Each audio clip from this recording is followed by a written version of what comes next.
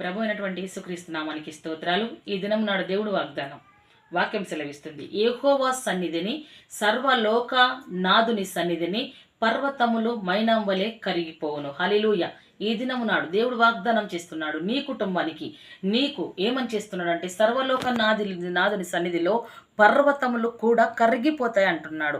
ఆయన సన్నిధిలో పర్వతములు కరుగుతుండగా నీ లోపలున్న గడ్డలు, నీ లోపలున్న కంతులు, నీ లోపలున్న క్యాన్సర్ వ్యాధులు, ఎయిడ్స్ వ్యాధులు, గర్భసంచి వ్యాధులు, ప్రతి విధమైన సమస్య దేవుడు నిన్ను కరుణించి వాటిని నీలో నుండి కరిగించనంటున్నాడు. ఎప్పుడు నీవు సర్వలోక నాదుని సన్నిధి వైపు చూసినప్పుడు, ఆయన సన్నిధిలో ప్రార్థించినప్పుడు, ఆయన సన్నిధిని వెతికినప్పుడు, ఆ సన్నిధి ప్రత్యక్షత నీలో ఉన్నదని నువ్వు నమ్మినప్పుడు, నువ్వు విశ్వసించినప్పుడు దేవుడి కార్యము ఆయన సన్నిధిలో నుండి బయలు వెళ్ళి నీ లోపలున్న ప్రతి ఒక్క వ్యతిరేకతను కరిగించి నీకు సంపూర్ణ ఆరోగ్యం ఇస్తుంది, నీకు ఆయువుని పెంచుతుంది, నీ జీవితాన్ని కడుతుంది, నీ కుటుంబాన్ని కడుతుంది, నిన్ను బలపరుస్తుంది. ఏది దేవుడి పరలోక దేవుని సన్నిధి, ఆ సన్నిధి నిన్ను కాస్తుంది, ఆ సన్నిధి నిన్ను బలపరుస్తుంది.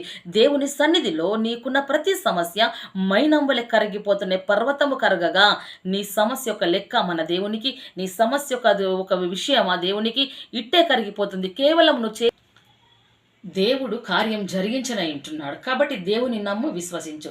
ఈ మాటలు దేవుడు మన జీవితాలు నెరవేర్చి ఆశీర్వదించి ఫలింపజేయునుగాక. ఆమేన్. Praise the lord.